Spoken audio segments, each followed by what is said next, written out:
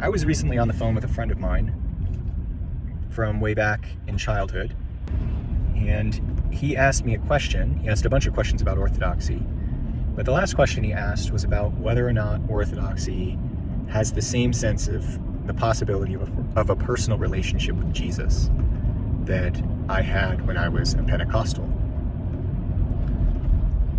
And I said yes and more, but I don't know if I necessarily explained very well why that's the case. And the reason he asked is that in Pentecostalism, pretty much your experience of Jesus, or the ideal of the experience of who Jesus is as a friend who you can go to and talk about anything in whatever manner you like.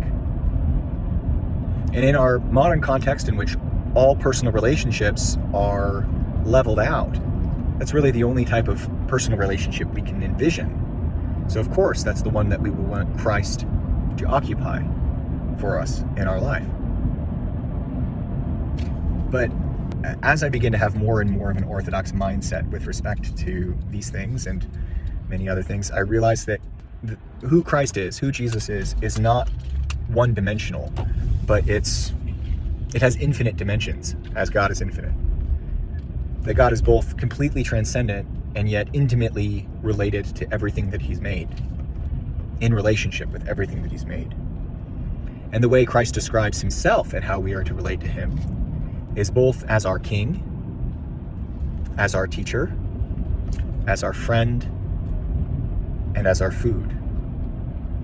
And God is Father, friend, and food. Pentecostalism reduces and actually delegitimizes, in many respects, the kind of because it doesn't know the kind of relationship we're to have with God at different levels. All levels get flattened out into a single level.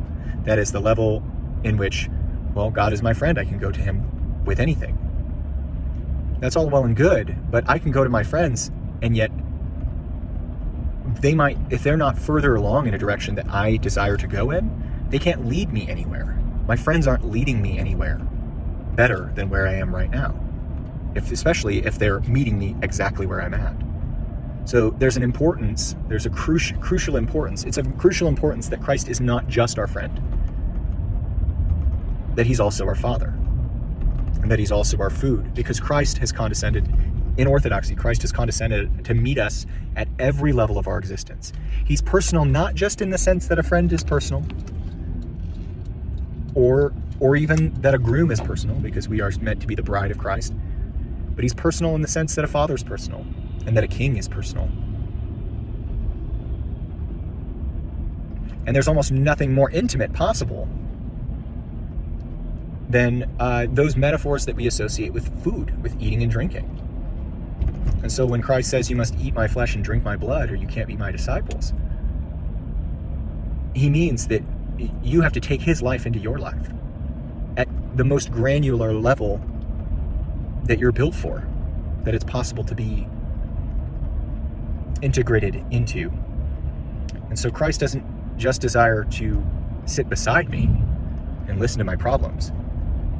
He desires to give himself to me as food so that he can begin the process of giving me the resources within me necessary to draw me out of the life that I am in and into his life.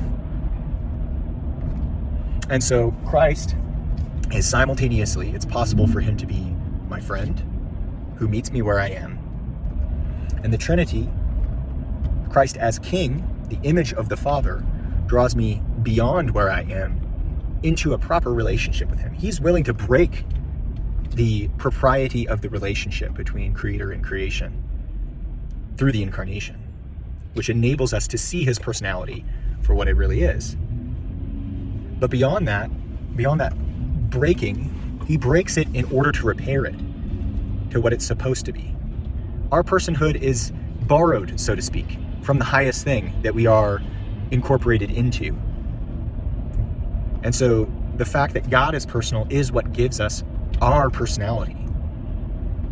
And so God has so many more dimensions to what it is to be personal than we do.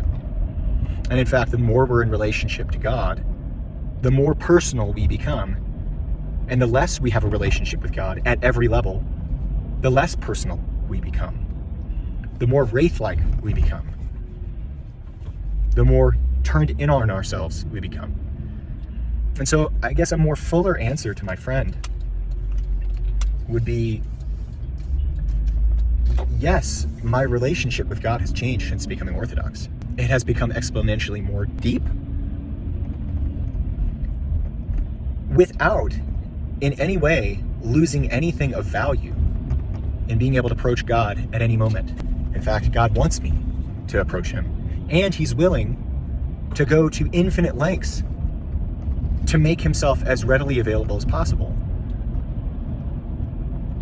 But it's not just enough for him to just come to me where I am. He has aims for who I am to become, and I wouldn't want it any other way. I want God to be both the one who needs to have mercy on me in order to approach, and who reserves the right to judge me for not being as I should be, and yet in his infinite capacity for mercy and love and his great love for me, he's willing to do it. To do anything to draw me back into my proper relation to him, which means my personal relationship with him. Because really, a proper relationship is one that is personal. Improper relationships depersonalize us. If I'm relating to my wife in a way that where I'm constantly checking out, I'm actually not in a personal relationship with my wife to the extent that I am disassociating from the time we spend together, or from my children, or from anyone. And so, to the extent that I'm disassociating from my relationship with God and with the rest of his creation, I'm not in a personal relationship with them. And that's really what sin is. Sin, the passions cause us to be turned in on ourselves, to lose ourselves in ourselves and in illusory things. And that makes us less personal, less capable of action, intention to action, and attention to the people and the things around us. And so really, I would say that to the extent that Orthodoxy has transformed me, that it's not just a set of beliefs that I've intellectually assented to, but is rather a transformative force in my life. It's something that makes me more personal, and thus enables me to have more of a personal relationship with the person that gives all persons their personhood. And that is the Holy Trinity, the face of which is Christ.